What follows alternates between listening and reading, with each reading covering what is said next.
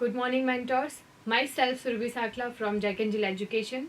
Today, I'm going to present mentor training video of day 2 of month 2 for class junior KG.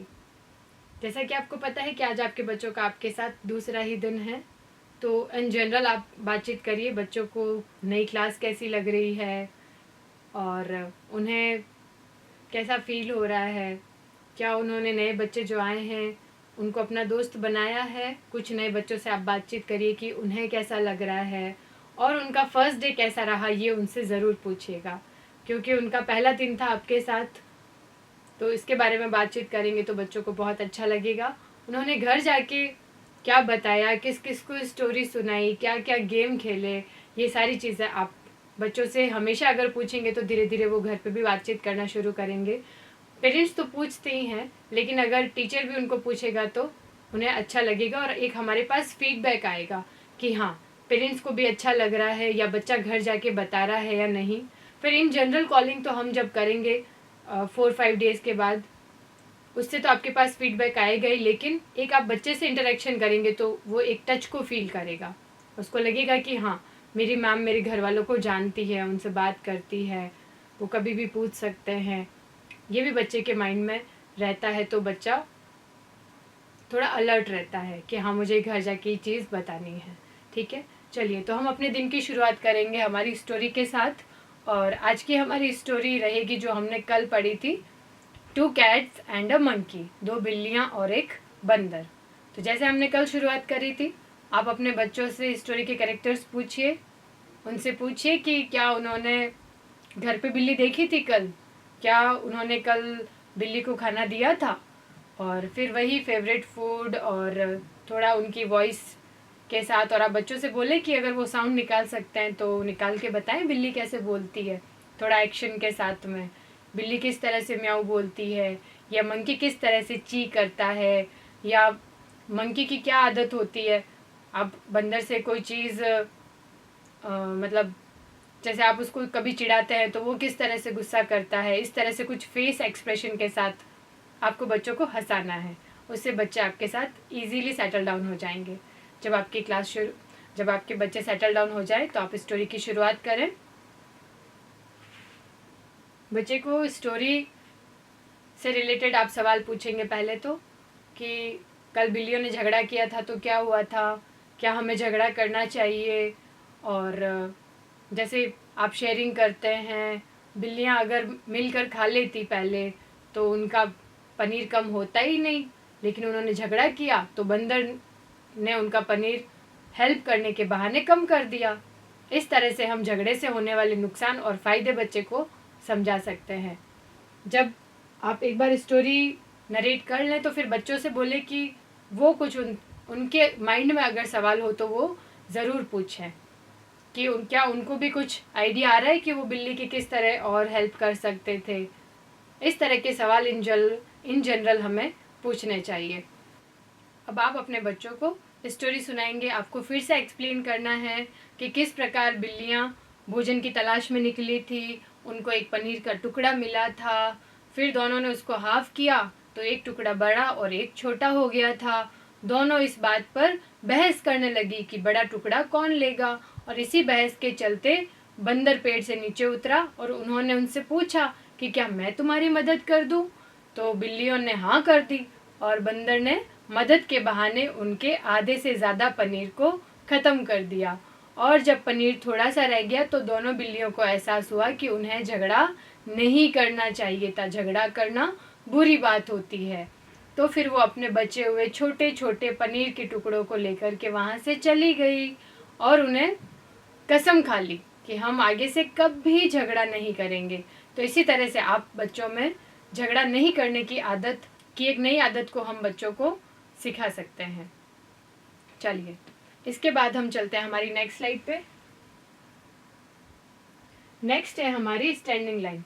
जैसा कि हमने कल standing line बच्चों को रिवीजन करवाई थी। हमारे बच्चे नर्सरी में तो सीख के आए ही हैं, लेकिन हमारा बुक 1 में अभी रिवीजन चलेगा। तो हमारी स्टैंडिंग लाइन को हमने कल बच्चों से इंट्रोडक्शन करवाया था, उनसे हमने क्ले पे बनवाई थी, उनसे हमने सैंड ट्रे पे प्रैक्टिस करवाई थी, हमने उनको ब्लैक बोर्ड पे बना के दिखाया था। उसके बाद बच्चों ने पिक्शनरी में फिंगर ट्रेसिंग की थी और फाइनली उन्होंने अपनी बुक में पेंसिल से और क्रेयॉन की हेल्प से ट्रेसिंग की थी। ठीक है, तो आज हम स्टैंडिंग लाइन का रिवीजन करवाएंगे। तो आपको क्या करना है, ब्लैक बोर्ड पर स्टैंडिंग लाइन को ड्रॉ करना है और एक एक बच्चे को आगे बुला करके उसे आप चौक दें और बच्चे से स्टैंडिंग लाइन बोलने के लिए कहें और बोलने के साथ साथ बोर्ड पर ड्रॉ करने के लिए कहें।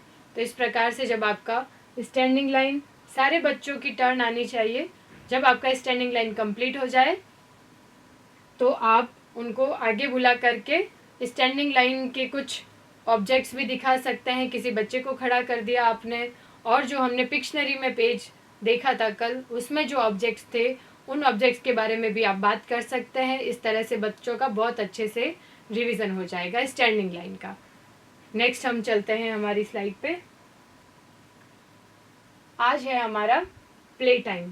प्ले टाइम में आपको बच्चों को फ्री प्ले करवाना है। फ्री प्ले में अगर आपके पास प्ले एरिया है, आई मीन ग्राउंड है, तो आप वहाँ लेकर के जाएं और बच्चों को फ्री छोड़ दें। वो अपनी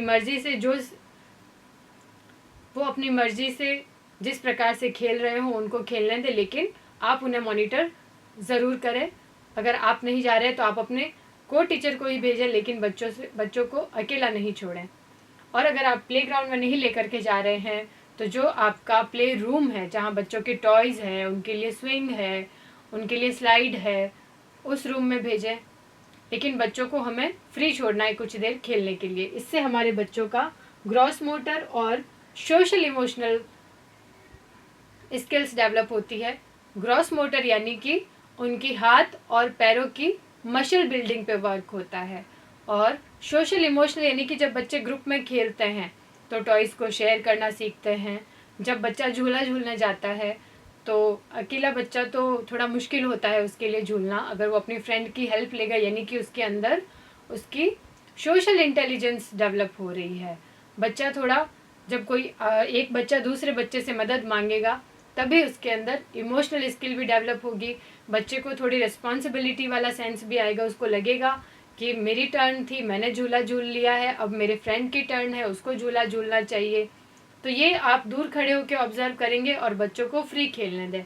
जब एक बच्चा दूसरे बच्चे को अगर कभी मना करता है तो आप उनको समझाएं कि बेटा इसकी भी टर्न आएगी, पहले आपने झूल लिया, अब आपके फ्रेंड की टर्न है, आप इसकी झूला झूलने में हेल्प करो।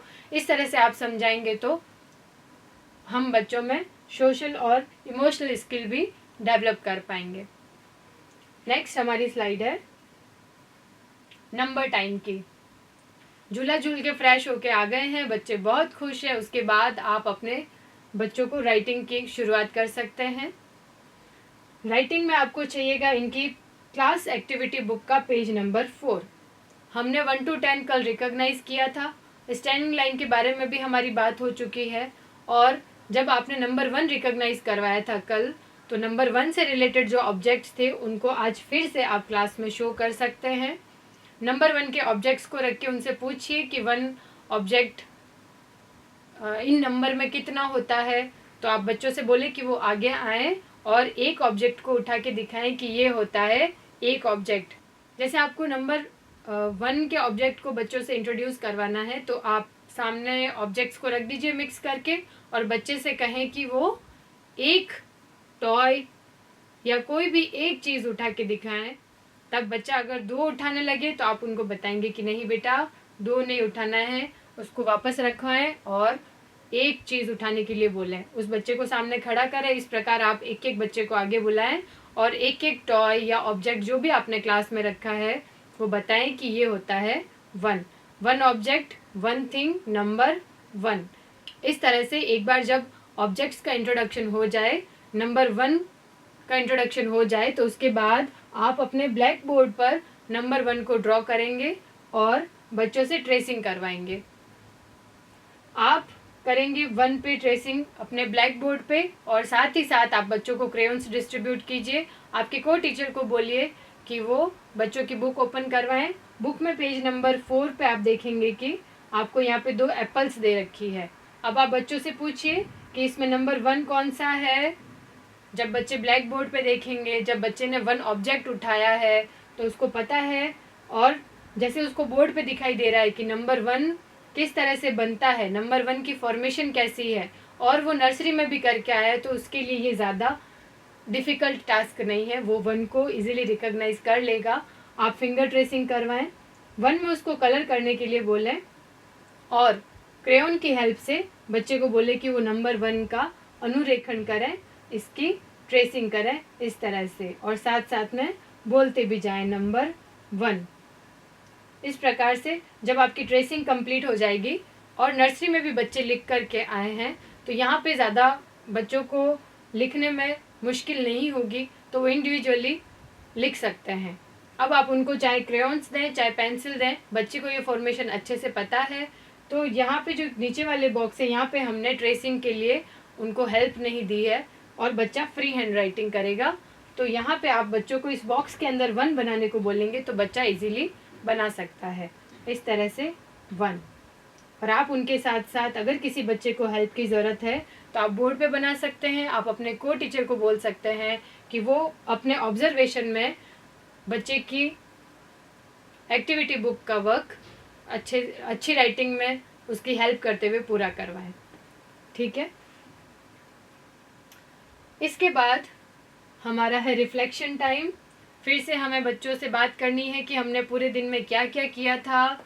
इससे बहुत फ़र्क पड़ता है कि बच्चे का एक रिवीजन हो जाता है, और वो घर जाके भी इजीली इन चीज़ों को पेरेंट्स को एक्सप्लेन कर सकता है। तो हमें बच्चों से बात करनी है पहले स्टोरी टाइम के बारे में। हमारी स्टोरी टाइम में हमने स्टोरी कौन सी सुनी थी? 2 cats एंड अ मंकी। उसमें किसका नुकसान हुआ था? स्टोरी के कैरेक्टर्स कौन थे और किसको फ़ायदा हुआ, किसका नुकसान हुआ, क्यों हुआ। फिर एंड में बिल्लियों ने क्या महसूस किया, और 2 झगड़ा करते तो तीसरा फ़ायदा उठाता है। इस तरह से कुछ पॉइंट्स आप स्टोरी के डिस्कस करें। उसके बाद हम बच्चों से लैंग्वेज टाइम के बारे में बात करेंगे। लैंग्वेज टाइम में बच्चों ने स्टैंडिंग लाइन का कॉन्सेप्ट सीखा था, और उसके बाद प्ले टाइम के बारे में बात करेंगे। तो बच्चे झूला झूलने के लिए गए थे, अपने फ्रेंड्स के साथ झूलों की शेयरिंग की थी, उनको हेल्प किया था झूला झूलने में। और फिर हमारी बात आएगी नंबर टाइम पे। तो नंबर 1 को हमने अपनी बुक में लिखा था। आज बच्चों ने अपना नंबर 1 पे कलर भी किया है, और नंबर 1 पे जब कलर किया था तो कलर किस में किया था? तो बच्चे बताएंगे कि एप्पल में किया था। और नंबर 1 कैसा होता है, तो वो आप जब आपके पास बोर्ड पे बना हुआ हो तो फिर से उसको वहीं से रिकॉग्नाइज भी करवा सकते हैं। चलिए नेक्स्ट हम बात करते हैं होमवर्क की। तो होमवर्क हमारा हम मैसेज बॉडी में टाइप करेंगे। क्लास, डेट, डे मेंशन करने के बाद हमें बच्चों को होमवर्क एक बार एक्सप्लेन करना है कि उनको होम एक्टिविटी 1 की जो बुक है उनकी, उसमें उनको इंग्लिश लिटरेसी में नंबर 1 को ड्रॉ करना है ट्रायंगल में, और उसको कलर करना है। और कलर कौन सा करना है? Colour red on page number 4। ये आपको एक्सप्लेन करने के बाद पेरेंट्स को हम जो होमवर्क भेज रहे हैं उसमें आपको ये गतिविधि टाइप करनी है, ये एक्टिविटी टाइप करनी है जो हमने पेरेंट्स के लिए डाली है, ताकि बच्चे घर जाके इजीली रिवाइज कर पाएँ, चीज़ों को खेल खेल में सीख पाएँ। आज की एक्टिविटी है हमारी, ज़मीन पर चौक से कुछ गोले बनाएं और उनमें 1 से 5 तक की संख्या लिखें। इजी लैंग्वेज में है बहुत, तो समझ आ रहा है कि उनको सर्कल्स बनाने हैं, कुछ गोले बनाने हैं, और उनमें 1 to 5 तक नंबर लिखना है, और बच्चे से कहें कि वो नंबर पे जंप करें। पेरेंट्स बोलेंगे जंप ऑन नंबर 1 तो बच्चा 1 पे जंप करेगा। पेरेंट्स बोलेंगे नंबर 5 तो बच्चा 5 पे जंप करेगा।